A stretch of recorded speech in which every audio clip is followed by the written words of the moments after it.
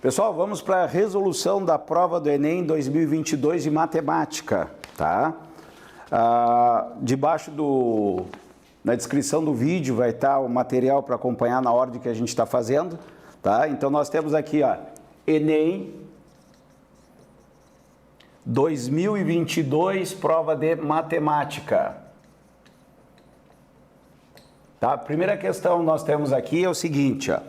Em uma sala de cinema, para garantir que os espectadores vejam toda a imagem projetada na tela, a disposição das poltronas deve obedecer à norma técnica da Associação Brasileira de Normas Técnicas, a BNT, que faz as seguintes indicações. A distância mínima entre a tela de projeção e o encosto da poltrona da primeira fileira deve ser pelo menos 60% da largura da tela. Então ele já vai me dar a distância mínima da parte da primeira cadeira, tá? Tem que ser 60% da largura da tela, tá? Primeira condição. E a distância máxima entre a tela de projeção e o encosto da poltrona da última fileira deve ser o dobro da largura da tela, sendo aceitável uma distância de até 2,9 vezes a largura da tela. Eu vou anotar isso aqui, tá? A distância máxima da parte de trás da última poltrona tem que ser 2,9 vezes a largura da tela, tá? Bom, para o espaçamento entre as fileiras de poltrona é considerado uma distância de 1 metro entre os encostos e as poltronas em 2 fileiras consecutivas. Tem um desenho abaixo ali e mostra as fileiras ali, mostra que é 1 metro, da parte de trás de uma cadeira até a parte de trás da próxima cadeira. É o espaço que vai ficar para cada cliente do cinema, certo? Uma sala de cinema cuja largura da tela mede 12 metros, então a largura da tela é de 12 metros, está montada em conformidade com a norma da BNT e tem suas dimensões especificadas na figura. Daí tem o esboço do desenho do cinema, né? Tem algo desse tipo assim, ó, tá? Tem a tela aqui de tamanho L aqui embaixo, certo? Aqui a gente tem a primeira poltrona, eu vou botar uma bolinha aqui, a gente tem a primeira fileira de poltrona, daí a gente tem uma área aqui que eu não sei o que é, eu vou ter que ler, né? E tem uma poltrona aqui e outra lá no fundo, certo? Tá? Aqui é a distância aceitável, que é aquele 2,9 L que a gente já colocou aqui. E aqui tem a distância mínima, que é da primeira poltrona até a tela, que é 60% da largura da tela. Pretende-se ampliar essa sala, mantendo-se na mesma posição a tela, e todas as poltronas já instaladas, tá? Então já tem umas poltronas instaladas, eu vou ampliar a sala, que provavelmente é essa área escura, área de instalação de novas poltronas. Então aqui, ó, é a ampliação do cinema, esta parte aqui, vamos botar mais poltronas, né? Ampliando ao máximo a sala aos fundos. Por isso que eu peguei aqui o 2,9. Tem outra condição aqui, mas o máximo que eu posso ter é 2,9 vezes, não é? Da primeira poltrona até a última, ou é da tela? Não, aqui eu desenhei mal, ó. Da tela até a última poltrona é aceitável 2,9, quase 3 vezes o comprimento da tela, tá? Respeitando os limites aceitáveis da norma, a intenção de aumentar ao máximo a quantidade de poltronas da sala, instalando novas unidades iguais já instaladas. Quantas fileiras de poltrona a sala comportará após essa ampliação? Bom, vocês concordam que o espaço que eu tenho para botar as poltronas é da primeira fileira até a última? É isso aqui? Isso aqui que me interessa. Daí eu vou achar um número, não é? E a cada 1 metro dá uma fileira de poltronas. Então, para mim saber isso, eu vou saber o comprimento total do cinema aqui, ó, que é da tela até a última poltrona lá, 2,9 L é a distância máxima, vou fazer aqui 2,9. O comprimento da tela é 12. 12 vezes 2,9, tem que fazer a conta, né? 12 vezes 2,9. 9 vezes 2 dá 18, vai 1, 9 vezes 1, 9, 1, 10. 2 vezes 2, 4, 2 vezes 1, 2. 8, 4, 3. Uma casa depois da vírgula, 34,8 metros, tá? Se eu errar algum cálculo aí, você pode dar um grito aí que a gente para, conserta, depois eu corto, né, o possível erro, certo? Bom, 60%, pessoal, 60% da tela, ó, é a primeira fileira. Então, eu vou ter aqui 0,6, que é 60%, ou 60 dividido por 100, vezes o comprimento da tela, que é 12. 12 vezes 0,6. 6 vezes 2, 6 vezes 2, 12, vai 1. 6 vezes 1, 6 e 1, 7. Uma casa, 7,2 metros. Eu tenho aqui, ó, 7,2 metros, 7,2 metros, e até a última poltrona aqui eu tenho 34,8 metros. Eu vou achar esse espaço aqui, ó, esse espaço, que é 34,8 menos 7,2. Dá 6 aqui. Aqui 7 para 14 dá 7, dá 27,6 metros. 27,6 metros. Se cada fileira de poltrona me ocupa 1 metro, tá? 27,6 vai me dar 27 fileiras. Fileiras. Tá? Daí a gente olha as alternativas, tem 27, mas não é o gabarito. Tá? Então teve uma pegadinha essa questão aqui. Por quê? Porque tu está medindo o espaço atrás da primeira fileira. Então, atrás da primeira fileira, tu pode botar 27 fileiras. Atrás da primeira. Mas já existe a primeira, então eu vou ter que somar mais um. Que é a primeira fileira. Se tu olhar o desenho, tem a primeira cadeira e esse espaço é atrás do encosto da primeira cadeira. Então, tem 27 fileiras atrás da primeira fileira. Então, eu vou somar mais um. 28 fileiras, resposta C de Canadá, tá? Então, uma questão que não é tão complexa assim, mas com uma pegadinha no meio, tá? Se eles não colocassem o 27 ali, o cara se liga, né? Então, muita gente errou essa questão porque marcou a questão de número 27, tá? Vamos para a nossa segunda questão. A questão número 2. Foram convidadas 32 equipes para um torneio de futebol. Então, vou ter aqui um torneio de futebol. Eu vou ter 32 equipes. 32 equipes, não é? Que foram divididos em 8 grupos de 4 equipes. Então, é 8, esses 32 é 8 vezes 4, tá? Parecido com Copa do Mundo, né? Grupo A, B, C, D, E, e cada grupo tem 4 seleções, tá? Fica mais fácil da gente imaginar uma situação prática.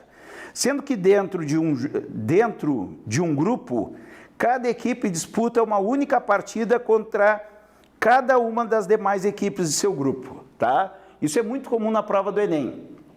Caiu no ano anterior, se eu não me engano, essa questão de campeonatos de jogos, tá? Quantos jogos vai ter, esse tipo de coisa, tá? O aluno tem que prestar atenção, Copa do Mundo não tem ida e volta. Campeonato Brasileiro tem, tá? Se alguém aí tem o seu time, né, é gremista, vai jogar Grêmio e Bahia, depois vai ter Bahia e Grêmio, vai ter o segundo turno, tá? Então tem que se ligar nisso. Aqui não tem o segundo turno, jogou uma vez e deu para a bola, tá? Pelo que está dizendo. A primeira o primeiro e o segundo colocados de cada grupo seguem para realizar as 8 partidas da próxima fase do torneio, chamadas oitavas de finais, tá? Oitavas de finais. Os vencedores das partidas das oitavas de final seguem para jogar 4 partidas das quartas de finais. O vencedor das quartas de finais disputam 2 partidas semifinais e os vencedores avançam para a grande final, que define o campeão do torneio. Então, tudo que a gente está acostumado a ver em Copa do Mundo, né? As oitavas, as quartas, as semifinais e a final, certo? Pela regra do torneio, cada equipe deve ter um período de descanso de no mínimo 3 dias entre 2 jogos, por ela disputada. Então tem que jogar 3 dias sem jogar, jogar novamente, 3 dias sem jogar, tem que ter no mínimo 3 dias para descanso, tá? Então nós temos aqui, ou seja, se um time disputar uma partida, por exemplo, num domingo, só poderá disputar a partida seguinte a partir da quinta-feira da mesma semana. Então, jogou domingo, folga segunda, terça e quarta. Vai jogar na quinta-feira. O número mínimo de dias necessário para realizar esse torneio vai ser de quanto? Bom, então a gente vai imaginar quais são as fases que eu tenho. Eu tenho a fase de grupo, né? Depois eu tenho as oitavas de final. Depois eu tenho as quartas. Depois eu tenho a semi. E depois eu tenho a final, tá? Eu acho que o mais complicado é imaginar no grupo ali, tá? O grupo tem quatro equipes. Pensa aí contigo, tem 4 equipes. É a minha e mais 3. E eu só vou jogar uma vez com cada uma delas.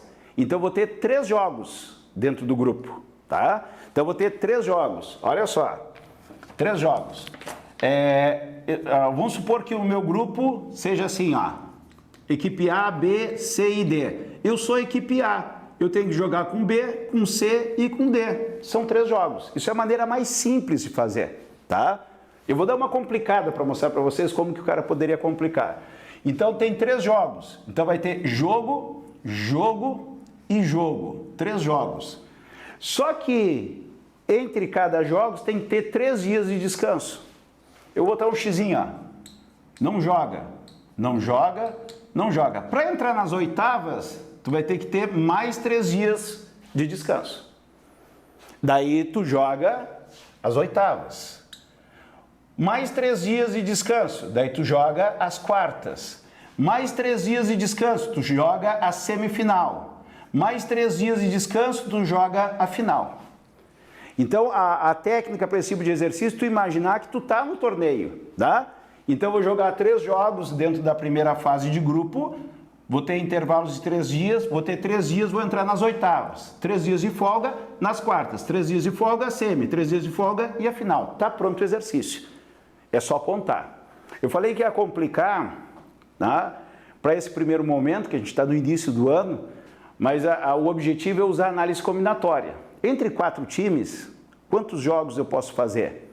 Olha só, combinação de 4 times jogam 2 a 2. São 4 times, né?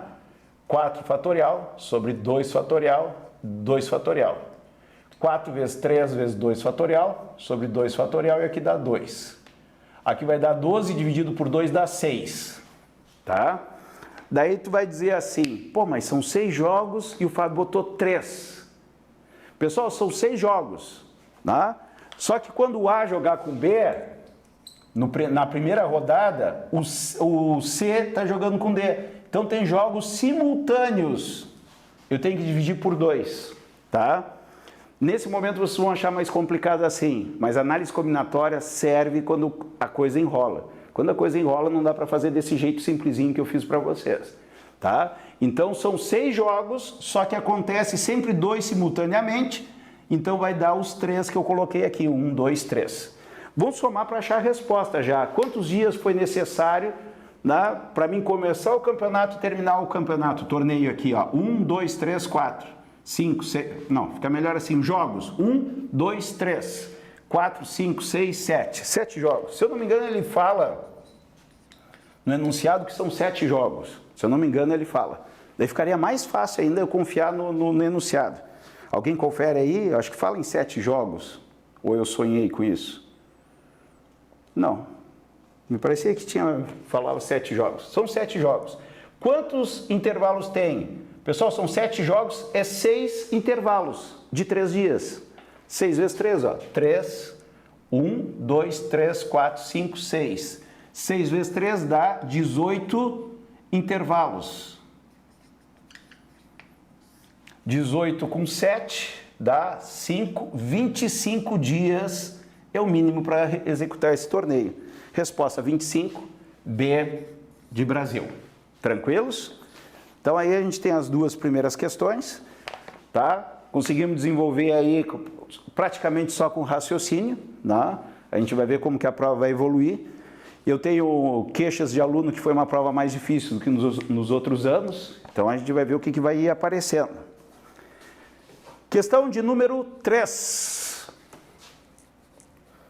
Questão de número 3. Deixa eu apagar o quadro.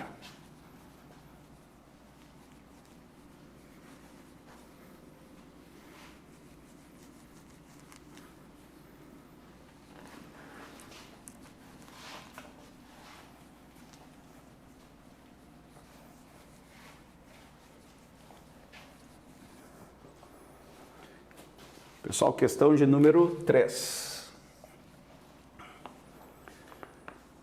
Em jogos de vôlei, um saque é invalidado se a bola atingir o teto do ginásio. Então, no jogo de vôlei, se o cara der um saque muito alto, bater no teto, não valeu o saque, né? É o que ele está me informando aqui. Um jogador de uma equipe tem um saque que atinge uma grande altura. Seu recorde foi quando a batida do saque se iniciou a uma altura de 1,5 metros do piso da quadra. Claro, quando ele vai sacar, ele não saca do chão, né? Ele vai sacar de uma determinada altura. E está me dizendo que é 1,5 metros, a figura me auxilia ali embaixo. Vocês podem ver ali, né? Ele vai fazer o saque a partir de 1,5 metros do piso da quadra. E a trajetória da bola foi descrita pela parábola. Ele me deu aqui, ó. Eu vou fazer o saque, vai me dar uma parábola. Esta parábola é uma equação de segundo grau. O y é a altura aqui, ó, do saque, que vale menos x ao quadrado sobre 6, menos 7x sobre 3. Eu vou dar uma arrumadinha já aqui, ó. 1/6, tá? Só para ficar o A, o B e o C. Mais 12. Mais 12. A trajetória da bola é segundo esta parábola aqui.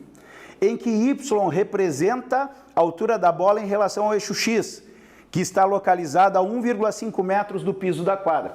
Isso é a trajetória da bola. Aqui é a mão do jogador. Mas o que acontece? Tem mais 1,5 metros que é o piso, tá? É o piso. Como representar na figura? Suponha que todas as partidas, algum saque desse jogador atinja a mesma altura do seu recorde. Então ele está idealizando. Toda vez que ele bate o saque, ele vai atingir a altura do recorde, que é conforme essa parábola aqui.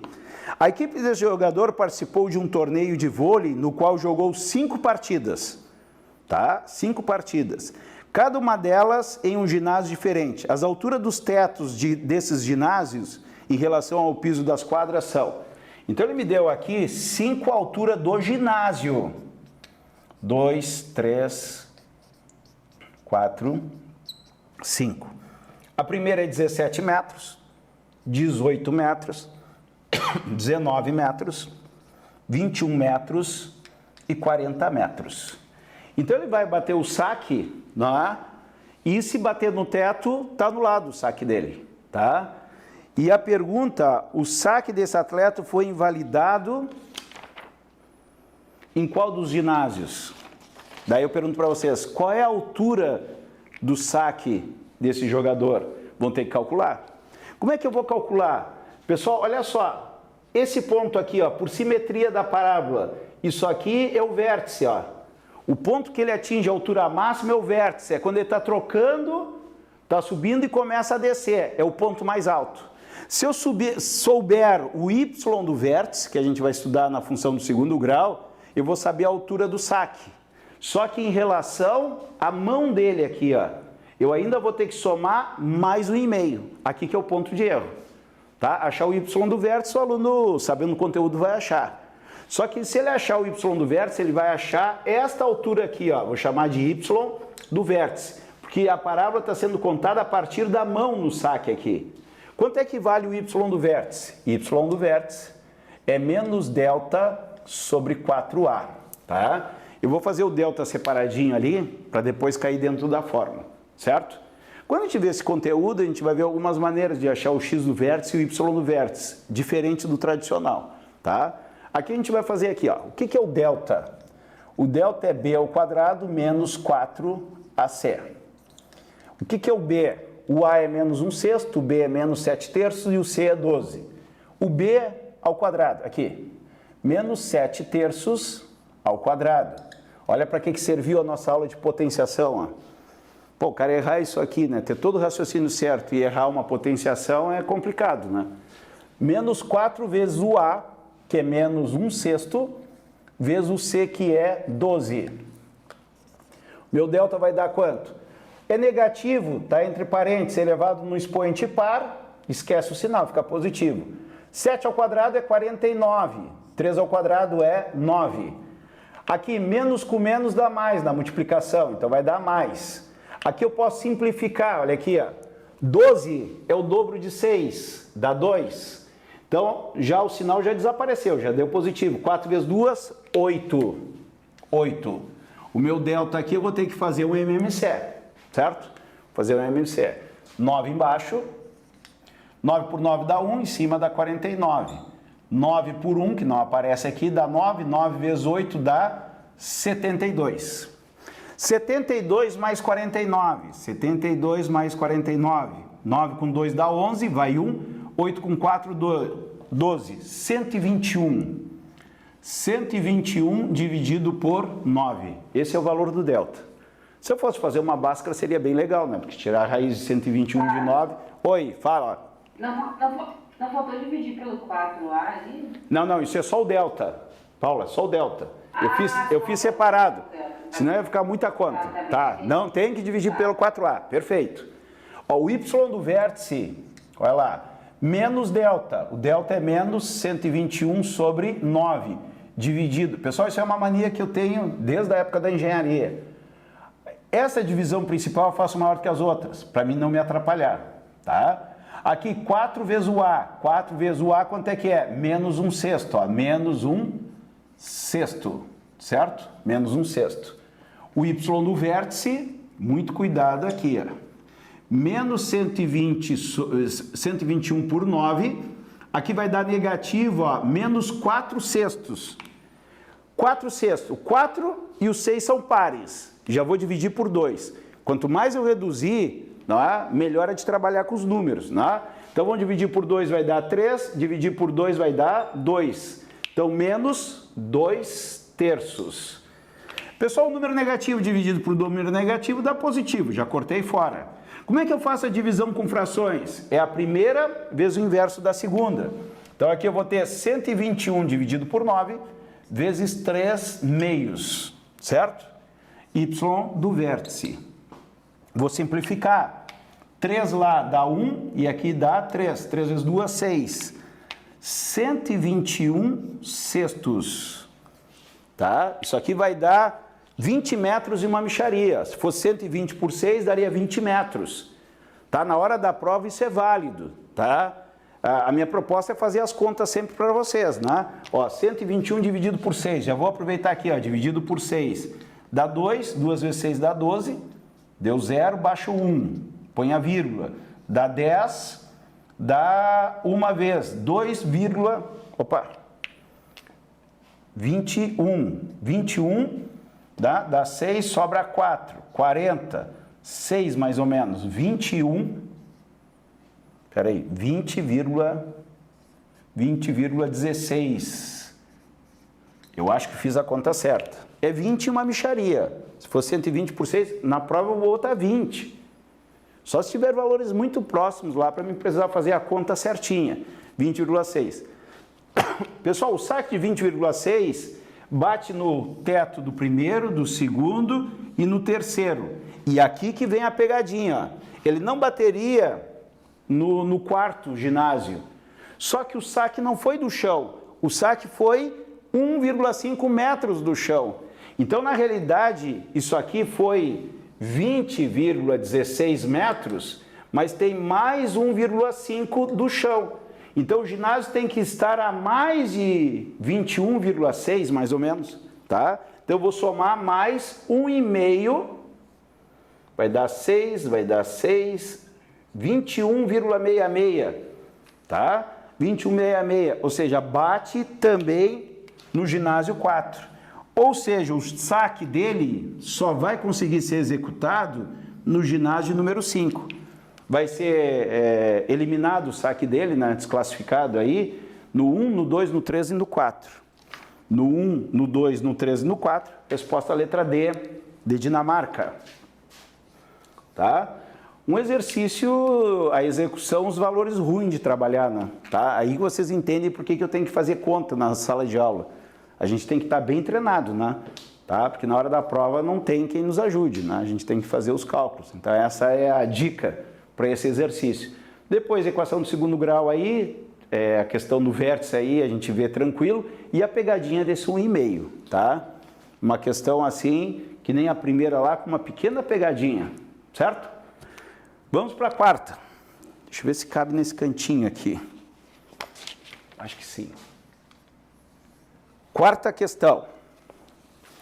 Ao analisar os dados de uma epidemia em uma cidade, peritos observaram um modelo que avalia a quantidade de pessoas infectadas a cada mês, ao longo de um ano. O modelo é dado P deve ser o número de pessoas, tá? Menos T ao quadrado, mais 10T, mais 24. Sendo que o T é um número natural. O que é um número natural? 0, 1, 2, 3, 4, 5. Números naturais servem para contar pessoas, servem para contar elétrons, né? Coisa que não dá para dividir, tá? Então, números naturais, variando de 1 a 12. Provavelmente de 1 a 12 é os meses do ano, tá? Se cai 8 é agosto, se cai 5 é maio, se cai 3 é março, tá? Que representa os meses do ano, exatamente. E P é a quantidade de pessoas infectadas no mês T do ano. Tá? Então, aquele P ali é a quantidade de pessoas que foi infectada. Por exemplo, se o T é 3, o P é a quantidade de pessoas que foi infectada no mês de março. Se o T é 9, é a quantidade de pessoas infectadas no mês de setembro. Tá? Isso que ele está me explicando. Para tentar diminuir o número de infectados no próximo ano, a Secretaria Municipal de Saúde decidiu intensificar a propaganda oficial sobre os cuidados com a epidemia. A gente passou por isso, né? Propagandas de como lavar as mãos, né? Como ter cuidados, né? Usar máscara, coisa e tal. Foram apresentadas 5 propostas. O pessoal tem 5 propostas aqui, com diferentes períodos de intensificação da propaganda.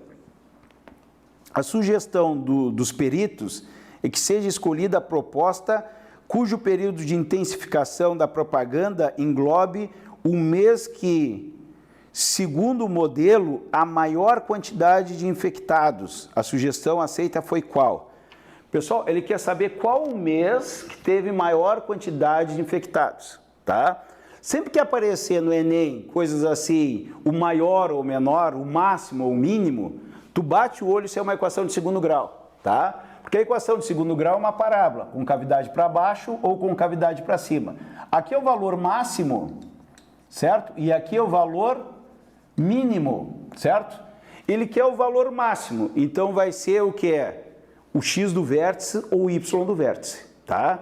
Bom, aqui é o y, ó, na minha função do segundo grau, ó, y é igual a x ao quadrado mais bx mais c, tá? Vocês vão ver que durante o ano eu vou sempre falar para vocês, esse negócio de x e y é da matemática dos livros.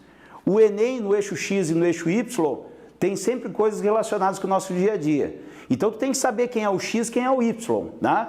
Aqui o meu y era a altura do saque, tá? Não era o y, era uma altura do saque.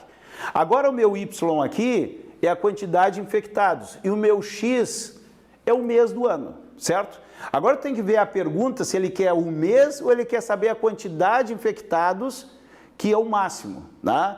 Não, ele quer saber a quantidade que tem o máximo de infectados, em que mês acontece. Se em que mês acontece, ele quer saber qual é o x, qual é o t.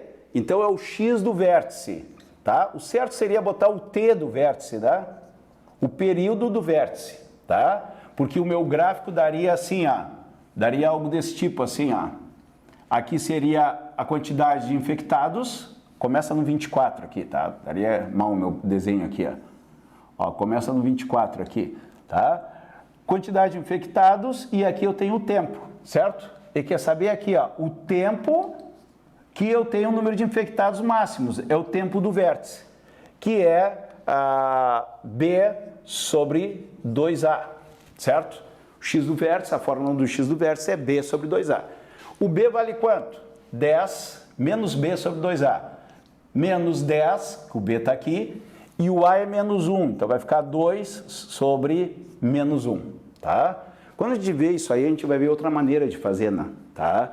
A gente só vai fazer isso aqui, ó, tomo 2, fica menos 2t, mais 10 igual a 0. 2t igual a 10, t igual a 5.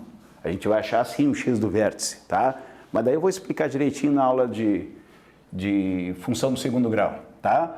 T do vértice, que é a temperatura que eu vou ter a maior infecção, vai ser menos 10 sobre menos 2, isso dá 5, ou seja, o mês de maio, certo? Mas eu vou procurar aqui entre os projetos, aqui, os programas, né, de propagandas, a propaganda que está o mês 5 está na 3. Olha só, a propaganda na 3. Então a resposta é letra C de Canadá, tá? Eu achei essa mais fácil do que a 3, tá? Eu achei essa mais fácil. Tu vê duas questões de função de segundo grau. Vamos para 5. Deixa eu apagar aqui. Quero tirar um print do quadro aí, é tranquilo.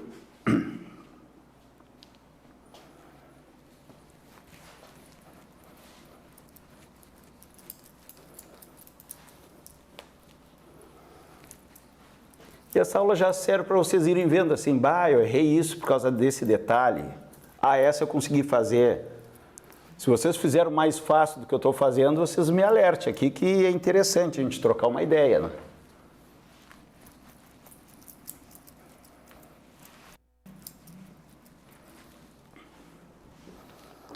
Então temos aqui, ó, questão número 5. Uma pessoa precisa contratar um operário para fazer um serviço em sua casa. Para isso, ela postou um anúncio em uma rede social. 5 pessoas responderam informando o preço por hora trabalhada. Ó, eu trabalho, mas eu cobro tanto a hora, certo? O gasto diário com transporte, tá?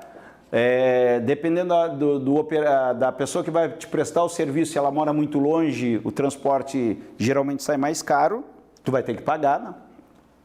E o tempo necessário para a conclusão do serviço, conforme os valores apresentados na tabela.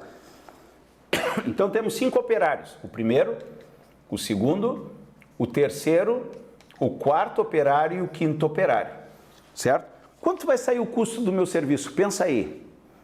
É o valor da hora trabalhada vezes a quantidade de horas que vai levar para fazer o serviço.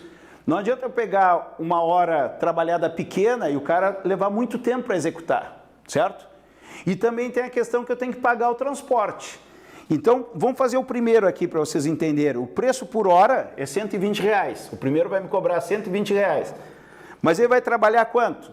Vai trabalhar 8 horas vezes 8. Já vou fazer a conta aqui. Dá 0, 8 vezes 2 dá 16, vai 1, 8 com 1, R$960 eu vou gastar. Não tem nada de transporte, mora no mesmo meu bairro lá, tá tudo tranquilo. Vamos para o segundo. O segundo vai me cobrar 180 horas.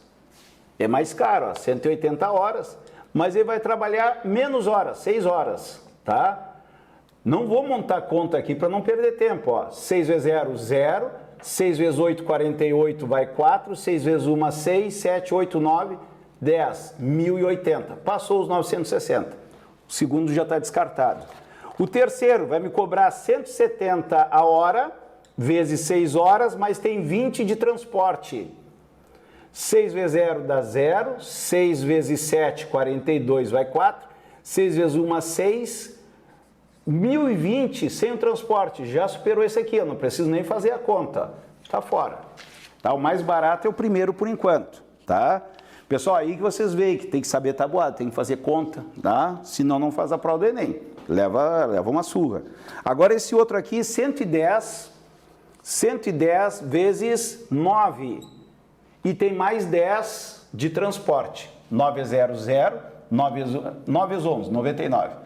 990 sem transporte, já passou. Está fora também.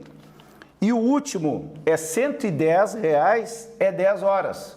Pô, multiplicar por 10 é uma beleza. 110, põe um 0, 1.100, maior do que 960. Tá? Exercício simples de execução rápida. Tá? Então ganhou o operário A. Vamos para 6.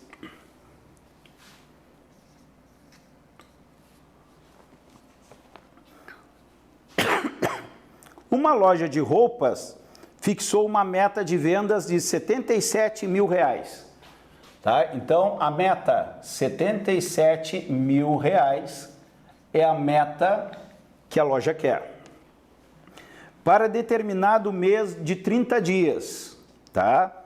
O gráfico mostra o volume de vendas dessa loja em real, nos 10 primeiros dias do mês e entre os dias 10 e 20 de cada mês, tá? Então nós temos aqui, olha só a leitura de gráfico aqui, ó. Eu tenho aqui 10, 20 e 30 dias, tá? Eu tenho um gráfico assim e eu tenho um gráfico pontilhadinho aqui. Tá? Aqui é 8 mil, aqui é 7 mil, aqui é 18 mil e aqui é 15 mil. Já vem a informação no gráfico aqui é adulto e aqui é infantil. Tá? Então o gráfico mostra o volume de vendas dessa loja em real, nos 10 primeiros dias do mês e entre os dias 10 e o dia 20 desse mês, nos seus únicos setores infantil e adulto. Suponha que a variação no volume de vendas para o período registrado tenha se dado de forma linear. Pessoal, quando fala assim, tem um gráfico que fala que mantém de forma linear, é uma reta, tá? E a reta mantém o mesmo coeficiente angular, ou seja, o que sobe é sempre a mesma coisa, ou o que desce é sempre a mesma coisa, no mesmo intervalo, é lógico, tá? Depois a gente vai ver isso em detalhes. Para o período registrado, tenha dado de forma linear, como mostrado no gráfico, e que essa tendência se mantenha a mesma para os próximos 10 dias. Então, observe que eu tenho queda de vendas aqui no adulto e no infantil, do dia 10 para o dia 20. Pessoal, muito próximo à nossa realidade, tá? Que no final do mês, a gente percebe uma redução no comércio. O supermercado está menos cheio, no início do mês aquela loucura, tá todo mundo gastando. Então, está tendo uma queda e continua linear, tá? Se continua linear, aqui eu tenho 10 dias, observa aqui, ó, de 10 a 20, eu tenho 10 dias. E do dia 20 ao dia 30 é mais 10 dias, é o mesmo intervalo. Se é linear, vai ter a mesma queda. Observe que as confecções de adulto aqui reduziram quanto em 10 dias? De 18 caiu para 15, reduziu 3 mil em 10 dias. Nos próximos 10 dias vai reduzir mais 3, vai ir para 12 mil. Ó. Lá no final do mês, 12 mil, é reto aqui, tá? E o infantil, de 8 mil para 7 mil, reduziu 1.000 em 10 dias. Nos próximos 10 dias, posso fazer por regra de 3? Pode. Vai cair para 6 mil nas vendas. Tá? E essa tendência se mantém a mesma para os próximos 10 dias. Ao final do 30º dia, quanto faltará para o volume de vendas em real para que esta meta fixada para o mês seja alcançada? Qual é a meta alcançada? 77 mil. 77 mil. No dia 10, ele já tinha vendido aqui, ó, 18 mil mais 8 mil. Ó, né? No dia 20 vendeu mais tanto, e no dia 30 vendeu mais tanto. Eu vou somar tudo isso para ver se eu atinjo a meta. A meta é 77 mil. Tá? No adulto aqui, ó, do adulto aqui, vou botar assim, adulto, eu tenho de vendas aqui 18 mil. Mais 15 mil, já vou botar um debaixo do outro, eu estou imaginando que eu estou fazendo a prova, tem que ganhar tempo. Mais 12 mil, olha só. 10, 15, vai 1, 2, 3 e 1, 4. 45 mil no adulto. No infantil, eu tenho 8 mil, mais 7 mil, mais 6 mil. 1, 2, 3... 8 com 6 dá 14, 14 dá 21 mil. Então eu consegui vender dentro do mês, eu consegui vender 45 mil mais 21 mil. Os mil não precisava fazer, 45 mais 21, ó. Dá 6, 4 com 2 dá 6, 66 mil. Pessoal, eu consegui vender 66 mil, só que a meta é 77. Deu 11 mil, faltou 11 mil para me chegar na meta. Então, quanto que faltou, que é o que pergunta, faltou para a meta 77 mil menos 66 mil, 11 mil reais de vendas. Faltou para mim atingir a meta. 11 mil, a letra C de Canadá, C de Canadá, tá? A 5 bem tranquila, bem fácil. E a 6, quando a gente vê aí a parte de retas aí, função do primeiro grau, tá? E na parte de geometria analítica também, a parte de retas aí, vocês vão ver que a gente vai fazer esse tipo de exercício bem tranquilo. No tratamento de vocês, tem uma aula só sobre retas, tá? Daí só sobre retas, é só esse tipo de questão, tá? Hoje ou amanhã eu já vou botar outro tratamento para vocês, a segunda parte. Vamos apagar e vamos adiante, que o tempo passa rápido. Já temos quase 1 hora de aula aí. 6 e 6, 12.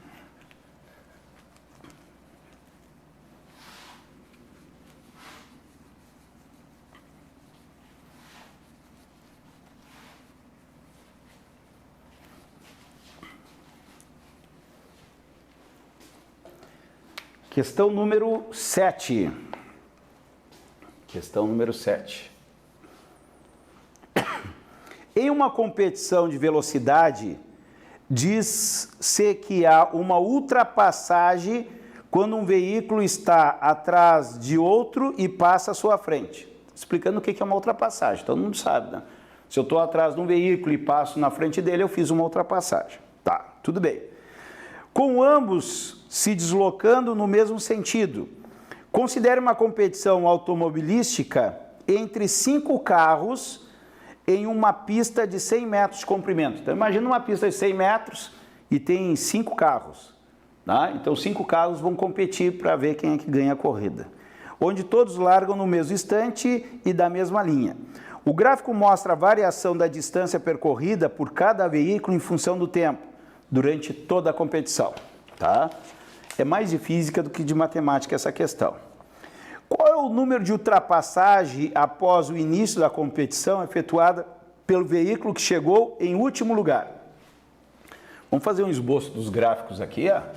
Pessoal, leitura de gráficos. Para a matemática isso é leitura de gráfico. Aqui me dá a distância em metros.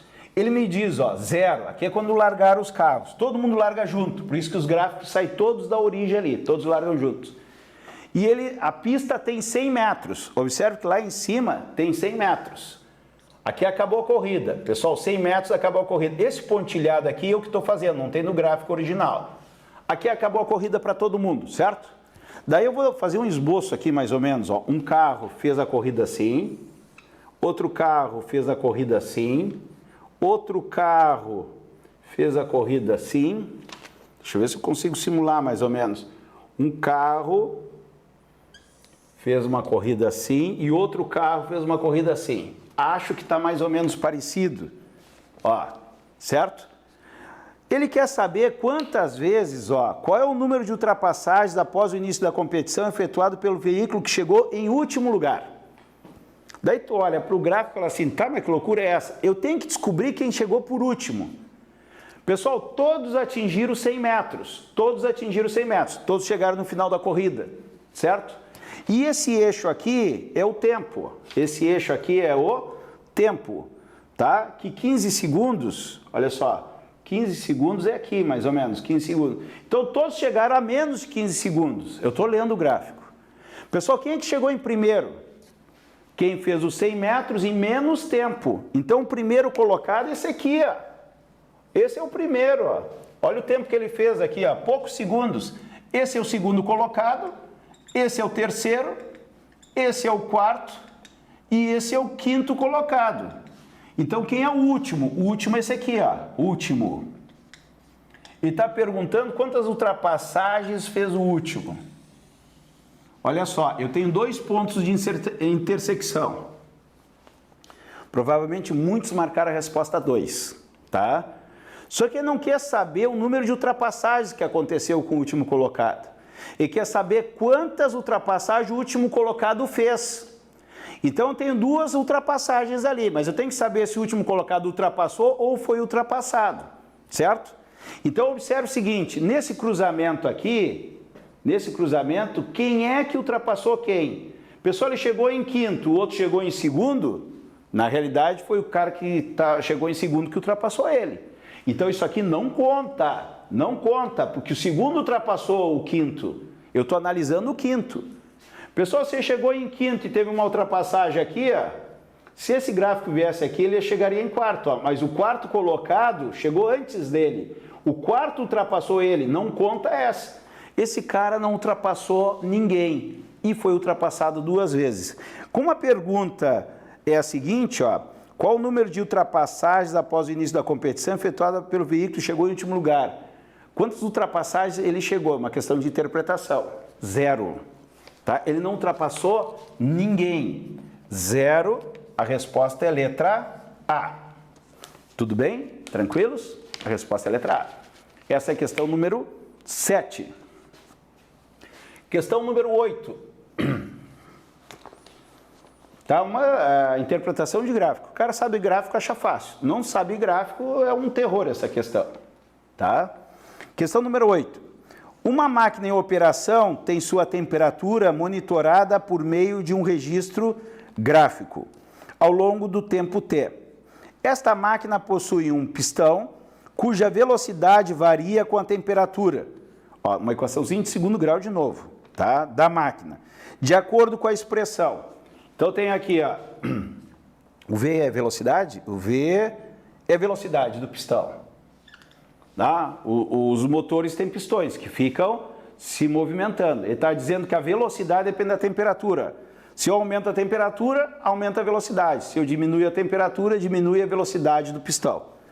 E essa velocidade é t ao quadrado menos 4, certo? Após a máquina funcionar durante o intervalo de tempo de 10 horas, olha no gráfico lá, tem 10 horas. Ele me traz um gráfico também, então é uma questão de interpretação de gráficos, tá? 10 horas aqui, e eu tenho algo assim, ó. Eu vou fazer o esboço aqui dá um toquezinho. Ó, mais ou menos isso. 10 horas, o seu operador analisa o registro gráfico apresentado na figura. Para avaliar a necessidade de eventuais ajustes, sabendo que a máquina apresenta falhas de funcionamento quando a velocidade do pistão se anula.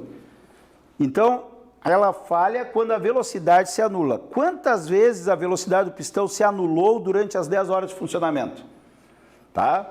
Então, ela falha, não é? Olha só, ele quer saber quantas vezes falhou.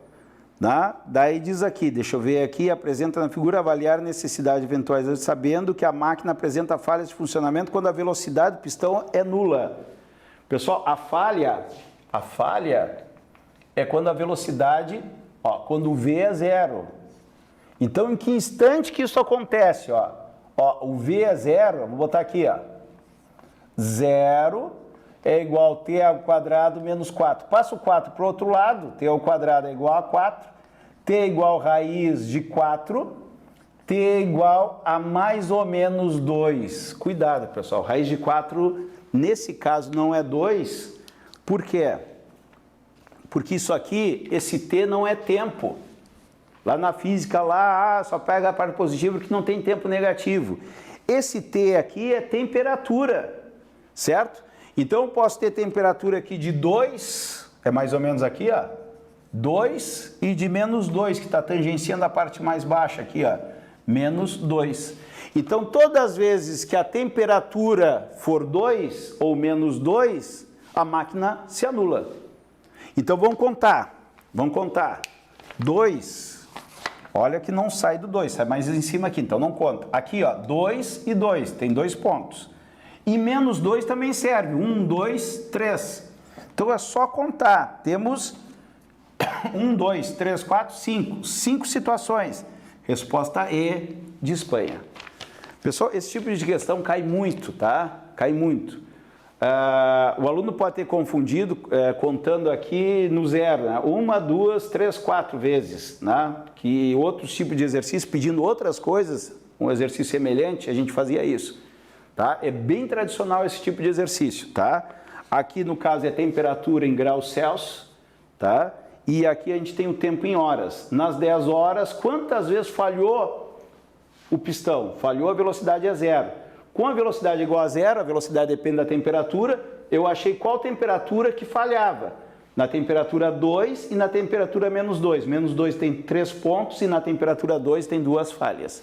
5 no total, resposta letra E de Espanha, tá?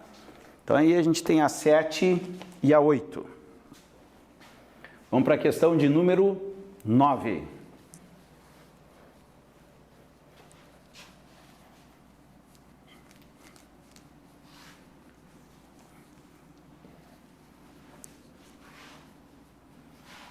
Fábio, eu acho que a questão de número 9, se eu não me engano, ela foi anulada.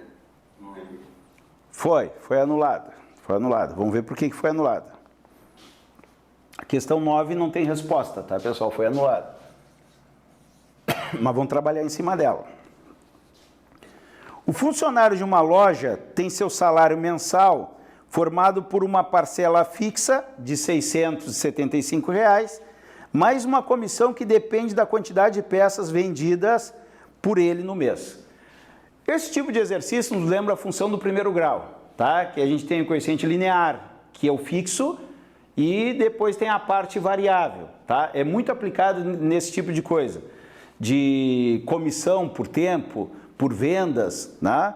Então nós temos aqui, ó, então o salário que o cara vai ganhar é 675 mais uma parte variável, que é a comissão. Vamos botar assim, uma parte fixa mais uma parte variável. Agora ele vai me dizer qual é a variação. O cálculo do valor dessa comissão é feito de acordo com esses critérios. Presta atenção. Primeiro, até a 50ª peça vendida, paga-se R$ 5,00 por peça. O que é 50ª? 50 peças. Até 50 peças, eu vou te pagar R$ 5,00 por cada peça que tu vendeu. Então, qual vai ser o salário do cara aqui? O salário do cara vai ser a parte fixa, ele dá que o fixo é 675, mais a quantidade de peça que ele vender vai ser multiplicada por 5.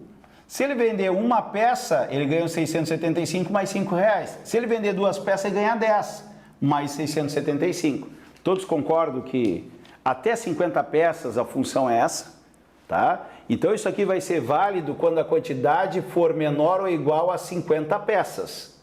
Beleza, tá?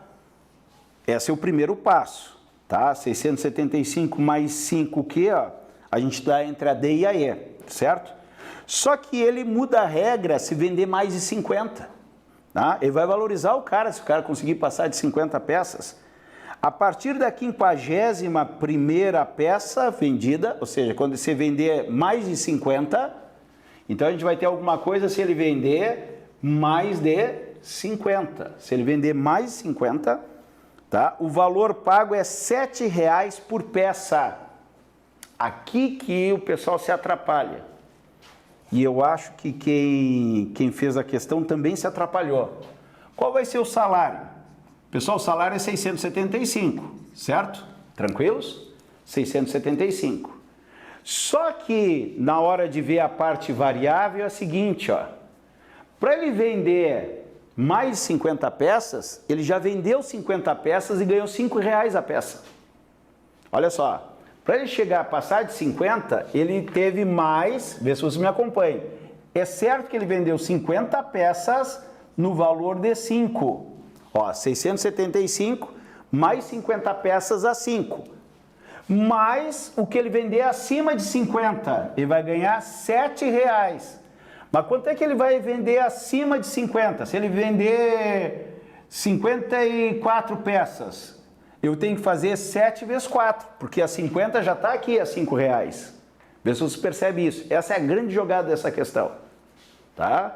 O cara, se vender mais 50, se ele vender 54, ele tem que fazer 50 vezes 5, ó, 50 vezes 5, que está aqui, mais 4 peças vezes 7. Como é que eu acho esse 4 aqui? É o 54 que ele vendeu, menos as 50 primeiras. Então, eu vou ter que fazer aqui o quê? A quantidade que ele vendeu, menos 50. Está aqui pronto, ó. E aqui que eu acho que o pessoal se atrapalhou e anulou a questão. Tá? A gente vai achar a resposta certinha e não vai ter nas alternativas, por isso que já foi anulado. Tá? Aqui seria o salário 675 mais 250, 675, 50 vezes 5, 250. Aqui eu vou fazer a distributiva, ó, 7 vezes Q, 7Q, e 7 vezes 5, 50, menos 350. O salário dele, para mais de 50 peças, 250 menos 350 dá menos 100. 675 menos 100, 575 mais 7Q. Deixa eu ver se eu não errei aqui. 5 vezes 5, 25, 250, 7, 35, menos 100, com 675, 575 mais 7Q. Daí a gente observa aqui, ó, isso para o Q maior do que 50. Tá? Provavelmente o gabarito sairia como oficial, ela foi anulada, já saiu como anulada, né? Tá? A vantagem das humanas é essa, todo mundo vê que vai ser anulado. Já anunciei e sai lá como anulado. Tá? Mas provavelmente a resposta seria a letra E. Olha a letra E aqui, ó. Tá? 625, ó. Eles erraram na digitação aqui, ó. 625 é 675 mais 5Q, para o Q menor ou igual a 50, e 575 mais 7Q para Q maior que 50. Provavelmente isso aqui seria o gabarito letra E, tá? Não saiu, já saiu como anulada, porque não tem resposta, né? Questão anulada. Foi anulada assim, Patrick? Tranquilo? As anuladas a gente grava, né? Porque fica todo mundo falando, né? Daí tu vai ver por que anularam. Tranquilos? Vamos para 10? Questão de funções aqui, tá? Questão número 10. Um prédio com 9 andares e 8 apartamentos, de 2 quartos por andar, está com todos os seus apartamentos à venda. Pessoal, tem um prédio de 9 andares. Claro, na prova eu não vou fazer esse desenho, isso aqui é só para vocês entenderem, né? Vou fazer os 9 andares aqui. Primeiro, segundo, terceiro, quarto, quinto, sexto, sétimo, oitavo, nono andar, tá? São 9 andares e tem 8 apartamentos, tá? Tem 8 apartamentos. 8 apartamentos por andar. Não é isso que vai perguntar, mas se quiser saber quantos apartamentos tem no prédio, seria 9 vezes 8, tá? Todos de 2 quartos, todos de 2 quartos, tá? Vamos lá, vamos começar. Os apartamentos são identificados por números formados por 2 algarismos. Por exemplo, pode ser o 23, o 25, o 38, o 64, sendo que a dezena indica o andar onde ele se encontra. Por exemplo, 64 é o 6º andar, apartamento 4, né? O apartamento e a unidade é do algarismo de 1 a 8, porque são 8 apartamentos por andar. Não existe o apartamento 59, 5º andar, 9º apartamento, porque são 8 só, né? Que diferencia os apartamentos em um mesmo andar, a unidade. Quanto à incidência do Sol nos quartos desses apartamentos, constatam-se as seguintes características em função dos números, seus números de identificação. Pessoal, na hora da compra de apartamento, o sol é importante para não mofar, coisa e tal, ventilação do apartamento. Então, esses apartamentos são mais procurados. Ó, naqueles que finalizam com 1 e 2, ambos os quartos recebem sol apenas na parte da manhã. Então, os apartamentos que terminam em 1 e 2, eles recebem sol pela manhã nos 2 quartos. Tá, 2Q nos 2 quartos. Aqueles que finalizam em 3, 4, 5, 6, apenas um dos quartos recebe sol pela manhã. Os que terminam em 3, 4, 5 e 6 também recebem sol pela manhã, mas não é nos 2 quartos, em 1 quarto só. E naqueles que finalizam em 7 e 8, ambos os quartos recebem sol apenas na parte da tarde. 7 e 8 recebe sol à tarde nos 2 quartos. Essa é a condição dos apartamentos. Pelo final do número, tu vai saber se eles recebem sol os 2 pela manhã, ou só 1 pela manhã, ou os 2 quartos pela tarde, tá? Bom, vamos para o problema. Uma pessoa pretende comprar 2 desses apartamentos. Pessoal, ele pretende comprar 2 desses apartamentos em um mesmo andar, mas quer que em ambos, pelo menos um dos quartos receba sol na parte da manhã. Ele quer comprar 2 apartamentos, tá? Ele quer comprar 2 apartamentos do prédio, né? Por andar. Só que tem que ter sol pela manhã. Ah, serve nos 2 quartos? Serve. Serve num quarto só? Sim, porque fala pelo menos sol em um deles. Então, serve isso aqui, ó. Tem que ter sol pela manhã, pelo menos em um dos quartos. Serve isso aqui, serve isso aqui. Quantas possibilidades ele tem, ó? 1, 2, 3, 4, 5, 6. Tem 6 possibilidades ali. Vou ir montando porque eu não sei o que ele pediu. De quantas maneiras diferentes essa pessoa poderá escolher 2 desses apartamentos na compra nas condições desejadas? Pessoal, quantos apartamentos ele tem nessa possibilidade de pegar sol pelo menos num de manhã? Eu tenho 6 possibilidades por andar. Ele vai comprar 6 apartamentos por andar? Não. Ele vai comprar 2 apartamentos por andar. 2. Então, o que vai acontecer? A ordem influencia. Olha só, se eu pegar o 2 e o 5, ou o 5 e o 2, eu tenho que contar 2 vezes? Não, ele comprar um apartamento com final 2 e final 5, ou comprar um apartamento com final 5 ou final 2, é a mesma compra. A ordem importa? Não. É um exercício de combinação. Então, para cada andar, vai estar assim, ó, cada andar, tu tens 6 apartamentos para te escolher de 2 em 2. Quer saber o número de possibilidades? Ele pode comprar num andar o que termina em 2 e 4, ele pode comprar o que termina em 5 e 1, ele pode comprar o que 3 e 2. Então tem várias combinações. 6 e 2, cada andar. Quanto é que dá isso? 6 fatorial, tá? Não está resolvido, tá? 6 fatorial, a formulazinha da combinação, 6 fatorial, sobre 2 fatorial, e aqui vai dar 6 menos 2, ó, 6 menos 2 fatorial. Isso é por andar. Só que tem 9 andares para comprar, e quer saber o número de possibilidades que tem. Então, para saber o total, vai ser 9 vezes, 9 porque são 9 andares. Isso é desprezível do exercício, porque todos é 9 vezes, tá? Isso é uma coisa que a gente observa na prova, né?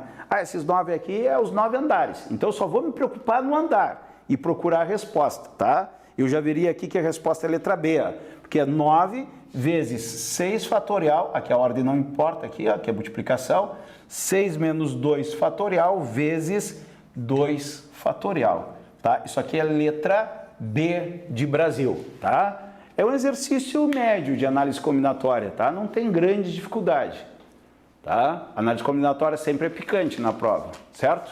Tranquilos? Chegamos... Uma pergunta, Fábio. Oi. Ali você colocou 6 menos 2 fatorial, entre parênteses, eles é parte da fórmula combinatória. Isso. Combinação de n elementos P a P. É n fatorial sobre n menos P fatorial e n menos P fatorial, tá? Eu nem uso essa fórmula, tá? Mas é a fórmula oficial lá no conteúdo. A gente vai fazer de uma maneira bem rápida os cálculos de combinação e arranjo, usando outra maneira. Mas a fórmula oficial é essa aí, tá? Valeu. Vamos para 11, então.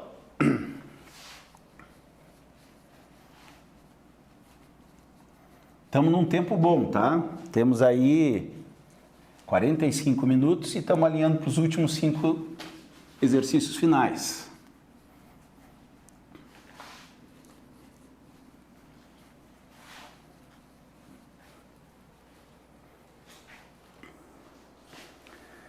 Pessoal, exercício de número 11. Uma montadora de automóvel divulgou uma oferta aos seus clientes. Mais de 1.000 configurações diferentes de carros, variando do modelo, a motorização, as opções e a cor do veículo. Atualmente, ela oferece 7 modelos de carro, com 2 tipos de motores, 1.0 e 1.6. Já em relação aos opcionais, existem 3 escolhas possíveis. O carro pode vir com central de multimídia, com rodas de liga leve e bancos de couro, podendo o cliente optar por incluir 1, 2, 3 ou nenhum item. Os opcionais, não quero nada. Tá? Eu quero tudo. Desses 3 opcionais eu quero 2 deles. Tá? Então isso que a gente vai analisar. Para ser fiel à divulgação feita, a quantidade mínima de cores que a montadora deverá disponibilizar a seus clientes deixa eu entender aqui, uma montadora de automóvel divulgou uma oferta a seus clientes mais de 1000 configurações. Então eu tenho que ter mais de 1000 configurações. Então quanto mais cores eu botar, mais configurações diferentes tem. Eu posso ter um carro azul e vocês também têm um carro azul, mas o meu ter roda de liga leve, o de vocês ter central de multimídia. E outro de vocês pode ter o carro azul com central de multimídia, liga leve e banco de couro. Então tem várias possibilidades. Então eu quero saber quantas cores eu tenho que ter no mínimo para passar de 1000 possibilidades de oferta. 1000 modelos diferentes, tá? Então isso que a gente vai ter que fazer. Vamos começar aqui, com calma que agora a coisa pegou. Olha lá, uma montadora de automóveis divulgou, tem que ter mais de 1000 modelos, tá? Variando o modelo do carro. Então uma coisa é o modelo. A outra é a motorização.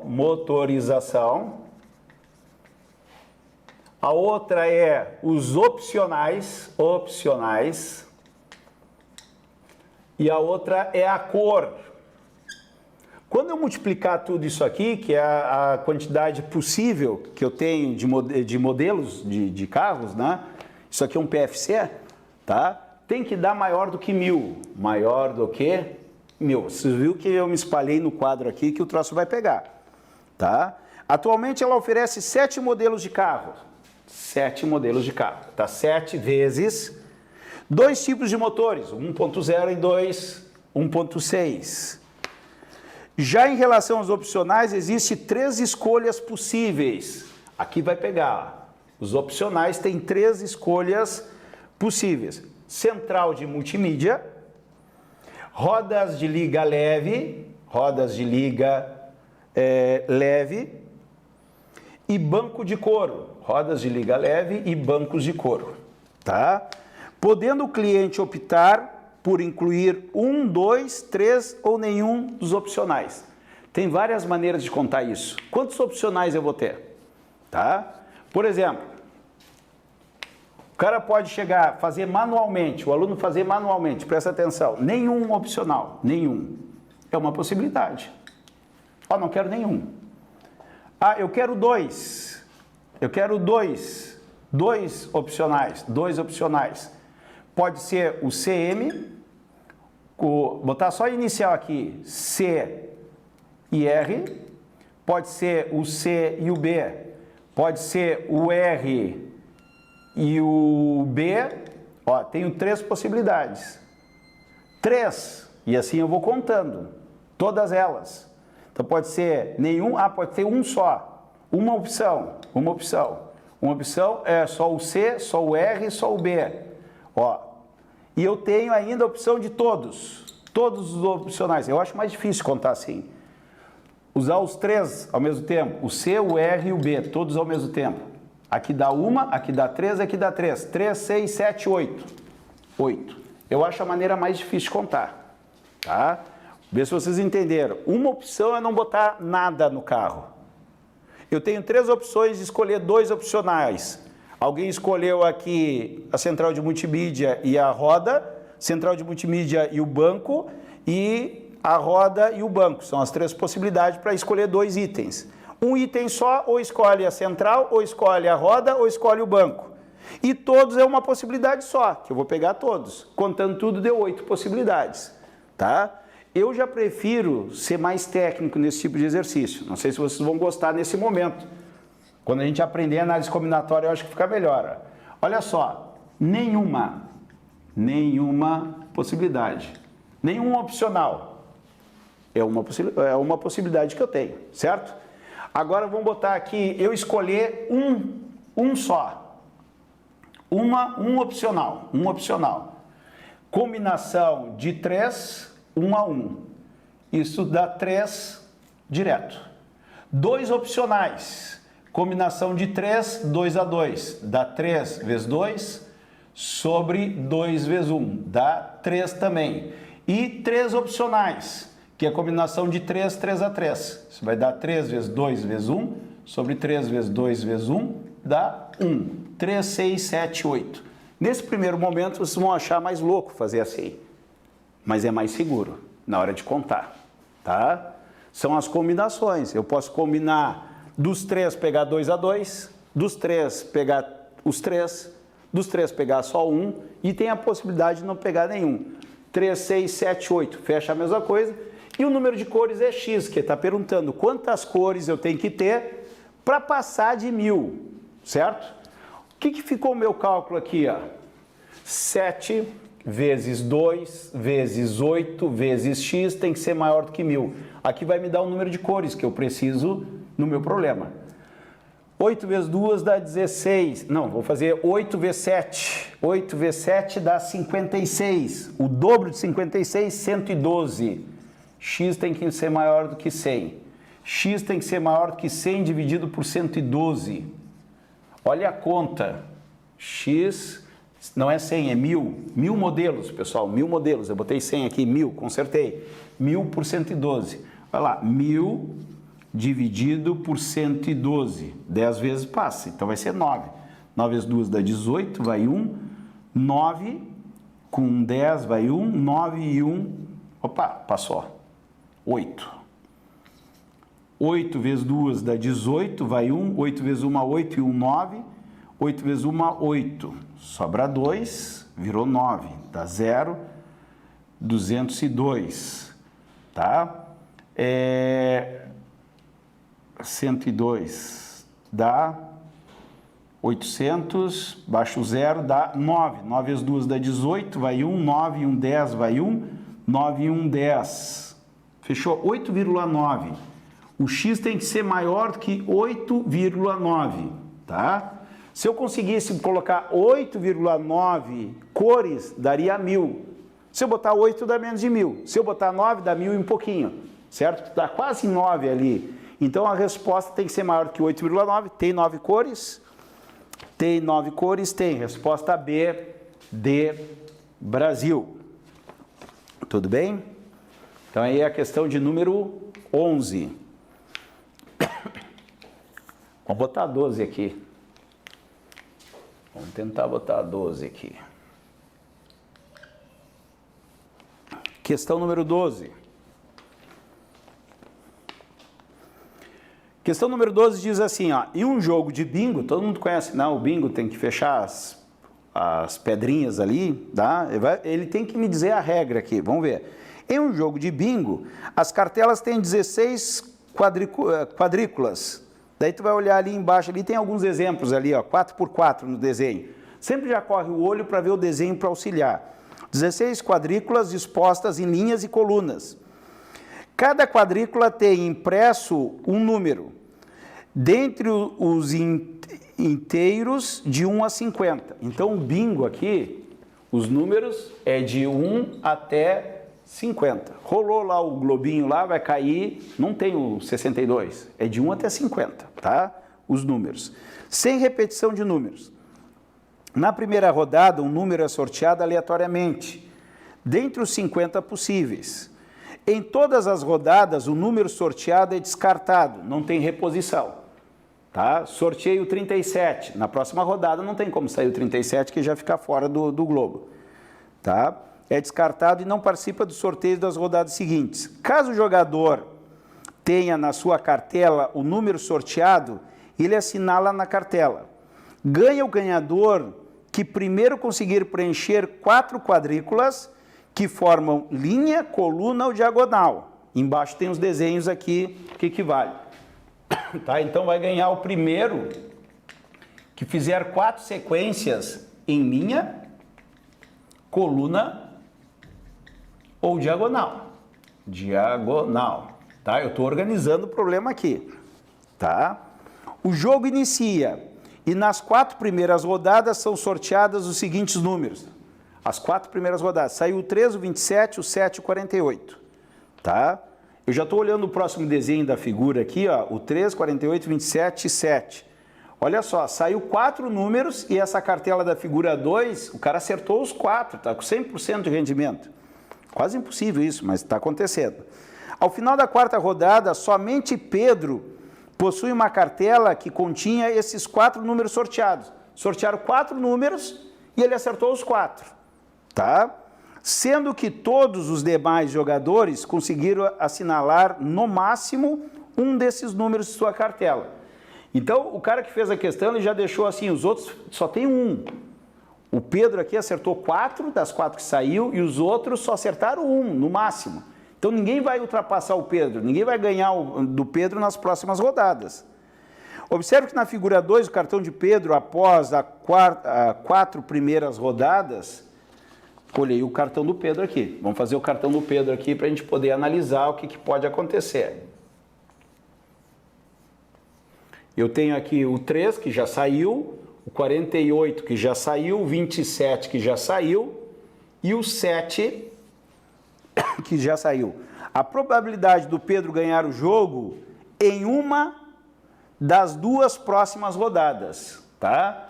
Então, quer saber, deixa eu pensar aqui, a probabilidade do Pedro ganhar o jogo em uma das próximas 2 rodadas. Então, ele pode ganhar nas próximas 2 rodadas. Ele pode ganhar na próxima rodada. Ah, é difícil. É, mas ele pode, né, sair uma pedra e ganhar na próxima rodada. Ou daqui 2 rodadas ele ganhar. Isso que eu tenho que analisar. Então, vamos fazer a primeira análise. Para ele ganhar na próxima rodada, em uma rodada, qual é a chance do Pedro ganhar em uma rodada? Pessoal, só tem uma possibilidade do Pedro ganhar na próxima rodada. Se saiu 12, vê se vocês concordam. Se saiu 12 aqui, ó, ele está com a cartela assim marcada como eu fiz ali. Se saiu 12, ele ganha. Saiu 12, acabou o jogo. Isso é uma possibilidade. Mas ele me pergunta a probabilidade de ganhar até em 2. Depois tem que analisar, ele não saindo 12, quais são as outras possibilidades que eu tenho, tá? Se saiu 12, qual é a chance de sair o 12? Vou botar assim, ó, probabilidade de sair o 12. Eu tenho um 12 só dentro do globo, não tem? Eu só tenho um. Não tem números repetidos. De quantas bolinhas? De 50? Não. Não, das 50 bolinhas, 4 já saíram fora. 50 menos 4, 46. Então, uma chance em 46 dele ganhar na primeira rodada. Na próxima, né? Na realidade, seria na quinta rodada. Ó. Primeira rodada, segunda rodada, terceira rodada, quarta rodada, quinta rodada. Tá? Vamos botar assim, na quinta rodada. Quinta rodada, para ficar bem certinho. Tá? Na realidade, é a próxima depois do enunciado. Tranquilos? Então, a primeira é 1 sobre 46. Observe que todas as respostas começam com 46. Por quê? Porque só ele ganhar na quinta rodada. Mas ele pode ganhar na sexta rodada. Pessoal, ele pode ganhar na sexta rodada. E agora o troço complica. Rodada. Eu tenho que imaginar todas as possibilidades para ele ganhar na sexta rodada. Para ele ganhar na sexta rodada, ele não pode ganhar na quinta. Tá? Então, o que vai acontecer? Uma das coisas que vai acontecer, não pode sair o 12. Não pode, senão ele ganha na quinta. Botar assim, não o 12. Na quinta rodada, não pode sair o 12. Mas na sexta rodada, se não sair o 12, como é que ele ganha? Ó, na quinta rodada não pode sair o 12. Daí vai ter que sair quais peças? Ai, ai, ai. Essas duas aqui, ó. Pode sair a 5 e a 45.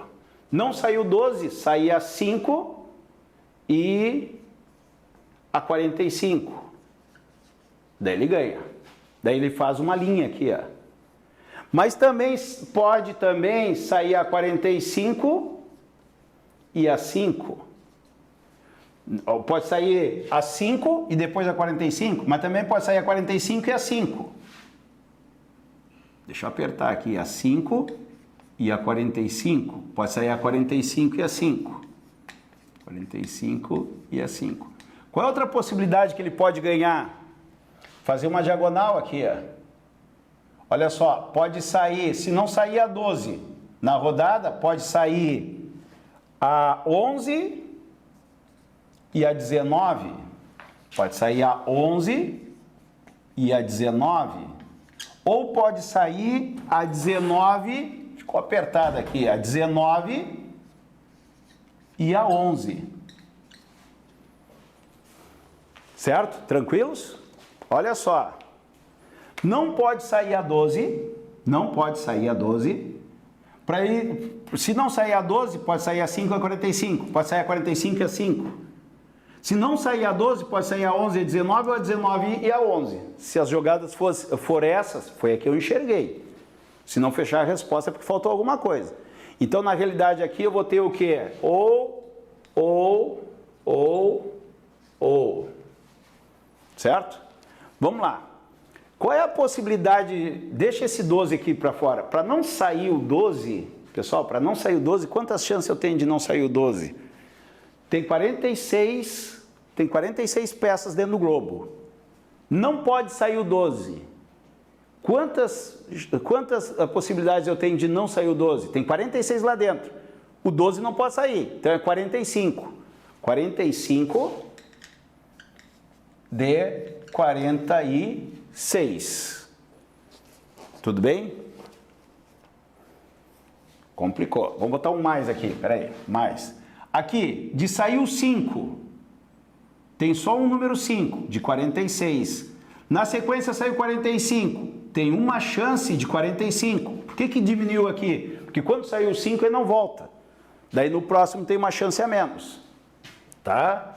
Aqui eu vou ter 1 sobre 46, isso é outra possibilidade, saiu 45, tem 1,45 de 46, depois saiu 1 de 45, mais, saiu 11, também tem uma chance de 46, e saiu 19, vai ter uma chance de 45, mais uma chance de 46, vezes uma chance de 45.